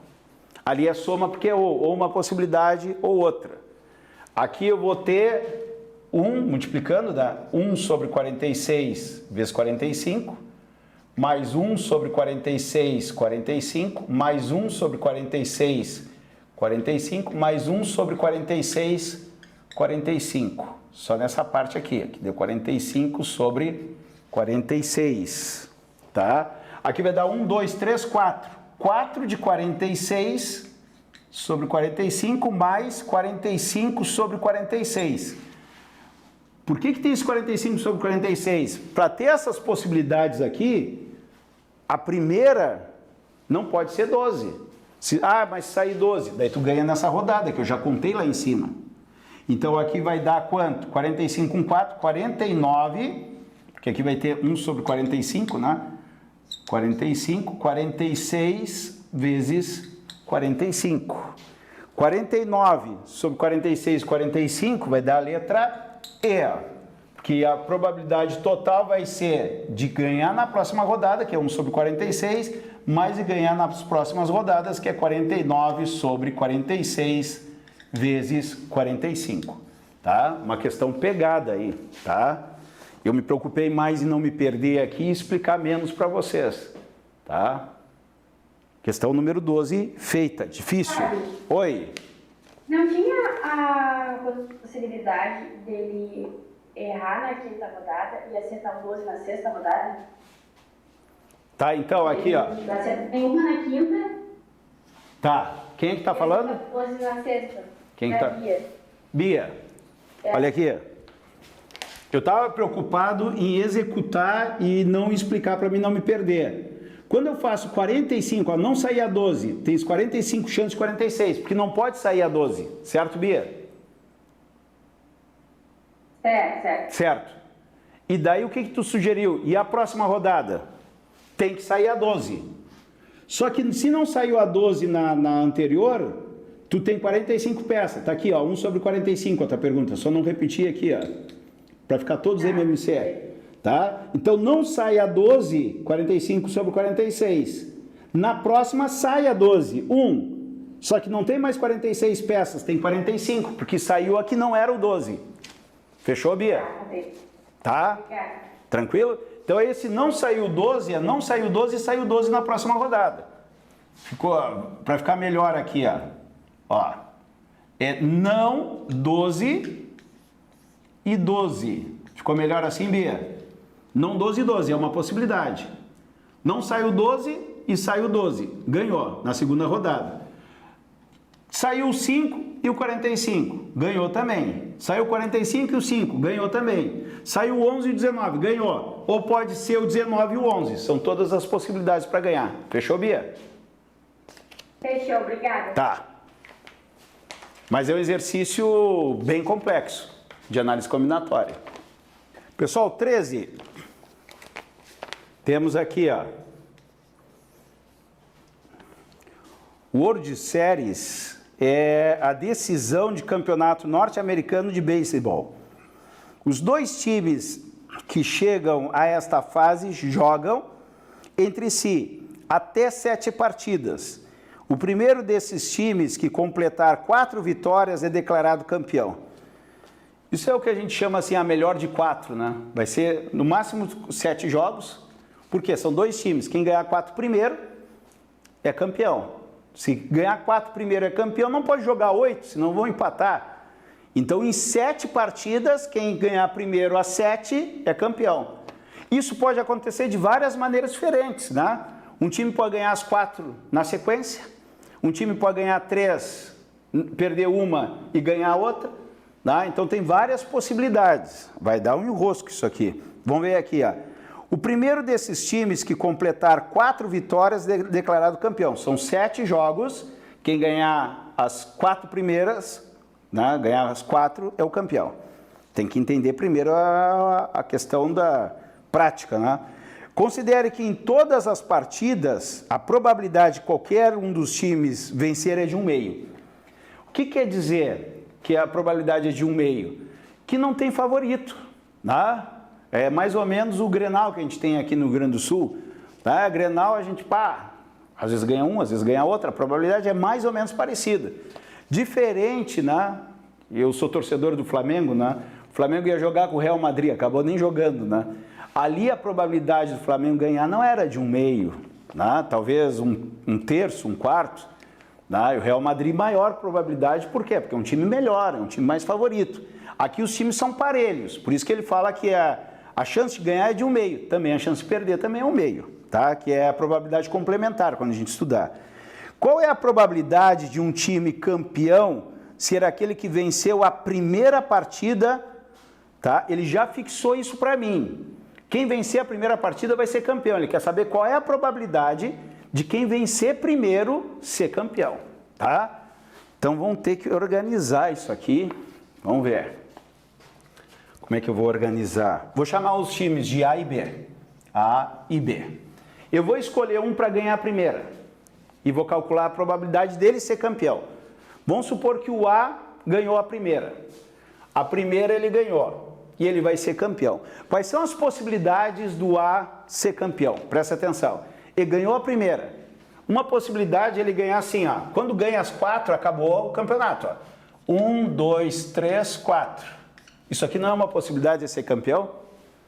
Ganhou as 4 na corrida, acabou o campeonato. Mas vocês não concordam que pode acontecer assim, ó, o A ganhar, o B ganhar uma e depois o A ganhar mais 3. É outra possibilidade. Mas o B pode ganhar 2 jogos. 1, 2, 3. Ó, 1, 2, 3, 4. 4 vitórias do A, acabou o campeonato. Ainda pode o B ganhar 3. 1, 2, 3. 1, 2, 3. Ah, mas vai ficar botando até quando? Até fechar os 7 jogos. Não pode passar de 7 jogos. Aqui eu tenho 1, 2, 3, 4, 5, 6, 7. Essas são todas as possibilidades que eu tenho. Nesse momento, alguns de vocês devem estar pensando assim, não, Fábio, mas não é bem assim. A gente vai consertar, tá? Se alguém já viu um problema aqui, no que eu fiz, a gente vai consertar, tá? O que é certo? O primeiro jogo. O primeiro jogo eu estou considerando que o A vai ser campeão, porque ele me diz qual é a probabilidade do primeiro que ganhar ser campeão. Então isso está fora do problema, Está fora do problema. Por que está fora do problema? Isso aí o problema já me deu. Eu vou calcular a probabilidade de acontecer o restante. Outra coisa que eu sei, que esse primeiro que ganhar, para ele ser campeão, tem que ganhar a última. Por quê? Porque a última é que termina o campeonato. Se ganhar a última, que é a quarta, termina o campeonato. Isso também é certo. Tranquilos? Então, qual é a probabilidade de acontecer isso aqui? Ó? Agora vamos por partes. Só a primeira. Qual é a probabilidade dessa primeira acontecer? Isso aqui eu não conto. Tá? Isso aqui é probabilidade, evento certo. Né? Vai ganhar o A primeiro. Então, isso aqui é certo. Isso aqui é 100%. Não vou contar. Daqui para lá, qual é a probabilidade que eu tenho? 1 meio, ó, do A ganhar. Qual é a probabilidade do A ganhar? 50%, 1 meio. 1 meio vezes 1 meio vezes 1 meio. Isso aqui vai dar 1, 2 vezes 2, 4 vezes 2, 8. 1 oitavo. Tranquilos? Pessoal, tem um erro aqui de propósito, tá? Que eu vou consertar. Tá? Alguns de vocês já devem ter percebido. Tá? Agora, de acontecer esse segundo evento, isso aqui é certo, não conto. O B ganhar uma das partidas, 1 meio. O A ganhar outra, 1 meio, 1 meio e 1 meio. Eu vou botar afastado aqui porque eu vou consertar isso aqui. Ó. 2 vezes 2, 4 vezes 2, 8 vezes 2, 1 sobre 16. Tá? Agora essa terceira aqui, ó. Isso é certo, não conta. Aqui, 1 meio vezes 1 meio vezes 1 meio vezes 1 meio vezes 1 meio. Eu estou fazendo direto aqui porque a probabilidade do A ganhar e do A perder é a mesma. Na realidade, aqui seria a probabilidade do A perder, né? 1 meio vezes 1 meio vezes 1 meio vezes 1 meio vezes 1 meio. Isso aqui vai dar, vou botar lá adiante, ó, 1 sobre 32. Ó. 2 vezes 2, 4, vezes 2, 8, vezes 2, 16, vezes 2, 32. A última aqui, ó, 1 meio do A perder 1 meio, do A perder 1 meio, mas do A ganhar 1 meio, do A ganhar 1 meio e do A ganhar 1 meio. Isso aqui vai dar 1 sobre 64. Por que eu estou botando direto? Cada vez tem 1 meio a mais. Ó. 1, 2, 3, 4, 5, 6. 2 na 6, 1 sobre 64. Pessoal, seria uma beleza se fosse assim, tá? Mas eu cometi um erro. Olha só. Eu cometi o seguinte erro. Olhem só para essa aqui, ó. Eu considerei que o B vai ganhar uma das partidas, até o A completar as 4 vitórias. Só que eu considerei que ele vai ganhar a segunda. Mas você não concorda que poderia ser A, B, A, ou poderia ser A, B e A. Ou seja, esse B aqui, ele pode trocar de lugar nessas 3 posições aqui, ó. Pode trocar de lugar nessas posições. Ah, na última? Não, na última não. Porque o A tem que ganhar para terminar o campeonato. Porque o A ganhou a primeira e tem que ganhar a última. Porque o exercício fala qual é a probabilidade que o primeiro ganha e ganha o campeonato. Se ganhou, ele é o primeiro. E se ganhou o campeonato, ele tem a última vitória. Tá? Então aqui, para consertar, vou ter que ter permutação de 3 elementos com 2 repetidos. Olha lá, permutação de 3, 2 a 2, 3 fatorial sobre 2 fatorial. 3 vezes 2 fatorial sobre 2 fatorial. Corta, dá 3. Vou multiplicar por 3.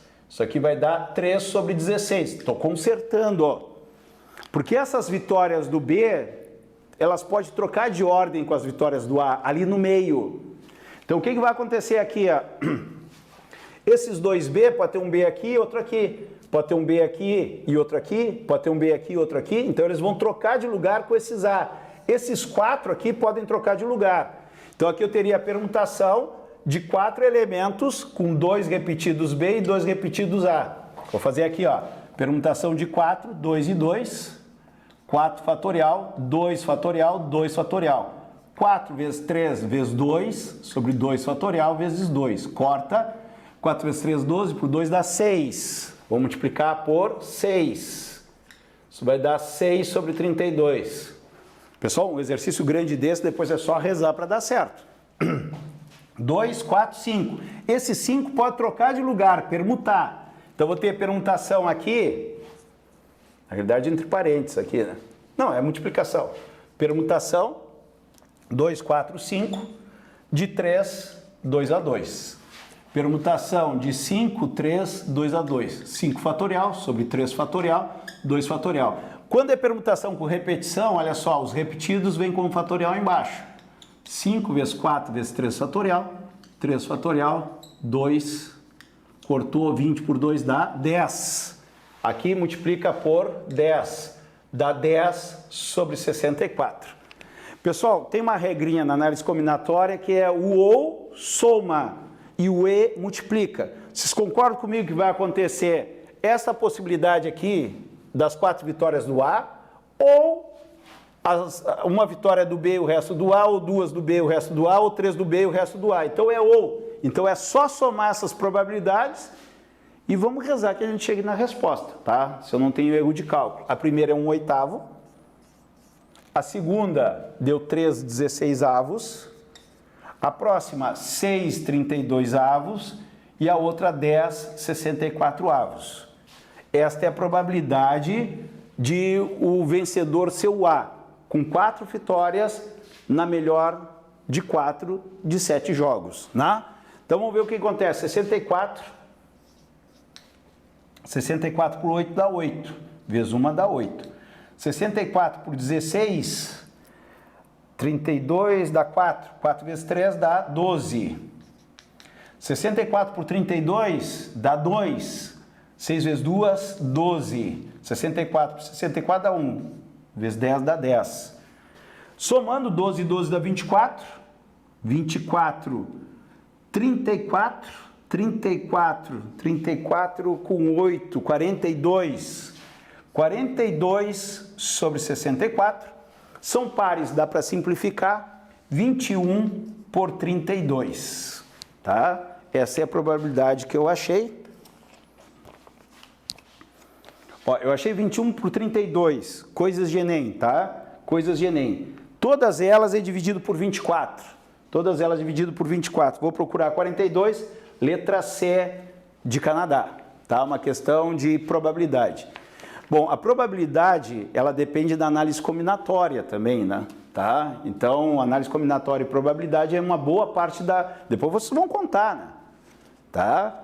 Então, o aluno se ilude muito, só cai matemática básica. A gente teve 3 ou 4 aí de matemática básica, tá? Tivemos funções, função do segundo grau, né? Função do primeiro grau, análise combinatória, probabilidade, tá? A prova do Enem cobra conteúdo mesmo. Se preparar só com a matemáticazinha básica, vai dar problema, tá? Vamos para 14. Fábio, uma pergunta. Fale. Ali um exemplo, quando você colocou os 7 elementos ali, A, B, B, B, Sim. A, você multiplicou o meio 6 vezes, certo? Sim. Uma pergunta, alguns desses 1 meios, considerando que o B venceu ao invés de A, seria isso? Não. Que o A perdeu. Que o A perdeu. Então, É porque é um exercício que coincidiu. A chance de ganhar é a mesma de perder, tá? Se falasse assim, o time A tem 60% de chance de ganhar, ele tem 40% de chance de perder. Ganhar e perder, tá? Quando o B ganha, é porque o A perde. Daí eu teria que multiplicar aqui, 40%, 40%, 60%, 60%, 60%. Como o meio é 50%, o exercício nos facilitou. O A tem 50% de chance de ganhar. Qual é a chance dele perder? 50%. Tá? Então esse 1/2 é a chance dele perder. Tá? Para ele ser campeão, ele pode ganhar. Ele pode ganhar, perder uma delas e ganhar a última. Ele pode ganhar, perder 2 delas e ganhar a última. E pode ganhar, perder 3 delas e ganhar, e ganhar mais 3, fechando as 4. Perfeito. Perfeito? Tá? É interessante. Daí complicaria mais ainda, né? Aumentaria mais a chance. Eu acho que é um exercício que muita gente errou. Aumentaria mais a chance do pessoal errar se ele não desse que não tem favorito, né? Tá? Mas aqui é a probabilidade complementar. 60% de chance de ganhar, 40% de chance de perder. Tá? Quando eu dou aula disso, eu uso um exemplo bem simples, né? Um atacante na hora de bater um pênalti, tá? Tu pensa num jogador aí de tua preferência, ele tem uma probabilidade de acertar. não quer dizer que ele vai acertar. Então, se ele bater tantos pênaltis para ele acertar tantos, qual é a probabilidade? Daí tu considera certo, certo, certo, erro. Daí tu vai botando as probabilidades, tu vai saber a probabilidade ele, em tantos chutes, acertar tantos e errar tantos. Tá? Bom, vamos para o 14.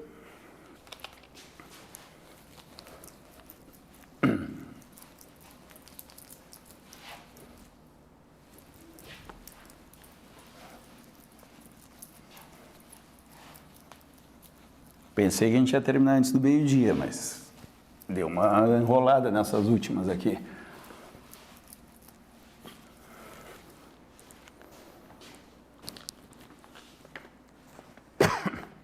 (14)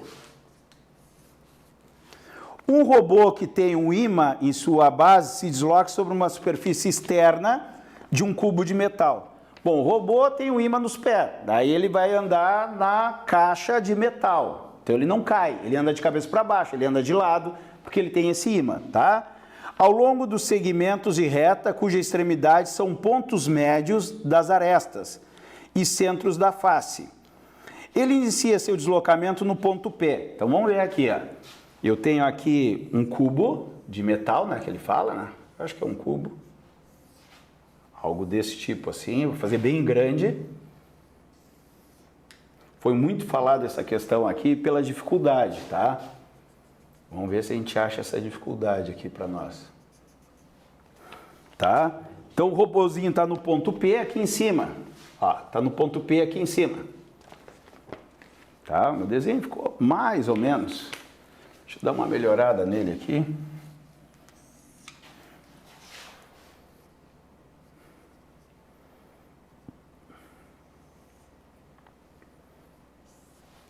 Tá. Então nós temos aqui, ó. Ele inicia seu deslocamento no ponto P, centro da face superior do cubo, segue para o centro da próxima fase e converte à esquerda. Pessoal, ele segue reto aqui, ó, ele segue reto aqui, dobrou, ele segue reto e vem até o ponto médio da próxima face. Olha só, próxima face. Converte à esquerda e segue para o centro da seguinte. Pessoal, ele converte à esquerda. Cuidado agora. O cara olhando aqui, direita aqui, esquerda aqui, ó. Olha só, vou fazer errado, veio para cá. Daí tu olha o desenho e foi para o outro lado. Porque não é a tua visão, é a visão do robô. Então o que acontece? Tu vai ter que imaginar tu em cima do cubo, desceu aqui, ó. Dobra a esquerda, mas a esquerda vai ser para lá. Essa é a parte mais difícil do problema. Dobrou para o lado esquerdo. O robô está aqui, ó. O olho dele está para baixo, ó. O olho dele está para baixo. Aí desceu, está olhando para baixo. Dobrou para a esquerda. Dobrou para a esquerda. Daí ele vai até o centro da próxima face. Aqui, mais ou menos aqui, ó. Ele vem até o centro da próxima face. Tá? Converte à direita. Pessoal, ele está lá nas costas, lá. Então tu vai imaginar o robozinho lá nas costas. Aqui, lá nas costas. Daí ele vem e dobra à direita. Me perdi, fácil de se perder. À esquerda para o centro, converte para a direita e continua o movimento. O robozinho está olhando para nós aqui, ó. Tá? Ele vem aqui, ele está deitado assim, ó. Ele está deitado assim, ó, dobra para a direita e vem para baixo. Ele dobra para a direita, vem para baixo. Tá? E vem até o ponto médio da próxima face aqui, tá? Vem para a direita. Daí o que acontece agora? Olha só, o robô ele anda, dobra e vem até o ponto médio da próxima face. Se dobrar para a direita, a próxima dobra para a esquerda e vai até a metade da próxima face. Então observa, ele dobrou aqui para a direita, primeiro, ó, ele vinha aqui. Deixa eu me achar aqui. Ele dobrou para a esquerda, primeiro, esse aqui é para a esquerda, e foi até a metade da face. Depois dobrou para a direita, veio até a metade da face. A próxima é dobrar para a esquerda. Só que o robô agora está de cabeça para baixo aqui, ó. Está de cabeça para baixo. Deixa eu imaginar de cabeça para baixo, dobrar para o lado esquerdo. Ele vai vir para o fundo aqui, ó. Veio para o lado esquerdo, ó. Ah, mas fala, tu dobrou para o direito. Não, tens que te imaginar de cabeça para baixo o robô vindo para frente aqui, ó, de cabeça para baixo. Dobrou para a esquerda e vai até o ponto médio da próxima face. E depois ele vai ter que dobrar para a direita, que ele vai fazendo movimentos alternados, dobra para a esquerda ou para a direita. Agora o robô está olhando aqui, ó, nesse lado de cá. O robô está subindo aqui, ó, eu estou nessa posição aqui, ó, eu vou dobrar para a direita, ele vai vir para cá. No momento que ele vem para a direita, ele dobra a face e vem até a metade dessa aqui, ó. Certo? Quando ele chegar aqui, essa é mais fácil, eu estou de frente aqui, eu estou deitado aqui. Aqui eu dobrei para a direita, agora eu vou ter que dobrar, ó, eu estou na frente, para a esquerda. Então eu vou ter que subir aqui, ó, para a esquerda. E fecha na face aqui. Pessoal, ano passado que eu falo, a prova de 2021 teve uma projeção que eu achei difícil, tá? Eles estão abusando disso e a gente treina projeções aqui no Delta, tá? A gente tem uma aula de projeções, você vai ter o tratamento, o tratamento de projeções, porque cai sempre e mesmo assim é uma questão difícil. E ele está pedindo a projeção ortogonal do trajeto descrito por esse robô sobre o plano da base, após terminar sua movimentação, visualizada da posição em que se está enxergando esse cubo. Pessoal, vou traçar um plano mais abaixo aqui, para mim não riscar muito, ó. Vou traçar um plano mais abaixo aqui, para me desenhar lá. Mais ou menos isso aqui, ó. Aqui, ó. Nesse plano aqui embaixo. Ele saiu do ponto P, ó. Saiu do ponto P, bem no meio, ó. Ponto B, P. Ele foi para frente aqui, ó. E desceu reto, ó. Foi para frente e desceu reto. Depois ele foi lá para o fundo, ó. Foi lá para o fundo. Daí veio, deixa eu ver, veio até a metade de novo, veio até a metade aqui, ó. Veio até a metade aqui. Daí ele desceu para o fundo, continuou aqui. Depois ele veio até o meio aqui, ó. Ó, chegou aqui, ó. Daí ele foi lá para o fundo, Quando ele foi lá para o fundo, ele veio para frente aqui, ó. Veio para frente. Daí veio na face frontal aqui até a metade. Quando ele chegou aqui, ele subiu, fica no mesmo ponto e depois fecha o ponto P. Então a figura que eu tenho é esta aqui, ó. Qual é que é a mais parecida com essa? Alternativa letra A, tá? Essa, difícil, de projeções. Em compensação, a 15, para a gente fechar a aula de hoje, é fácil, tá? Eu já estou vendo aqui que é uma bem tranquila aqui também de projeções. Olha só, eu tenho como se fosse um globo, né? Não sei se é um planeta, o que é aqui, vamos ver agora. Me lembra um globo da morte isso aqui, mas vamos ver. Aqui o Equador, alguma coisa desse tipo assim, certo? Meridiano 1, meridiano 2, tá os meridianos, a linha do Equador, tá uma esfera. Na figura estão destacadas duas trajetórias sobre uma superfície do globo terrestre, descritos ao se percorrer parte dos meridianos 1 e 2 da linha do Equador, tá?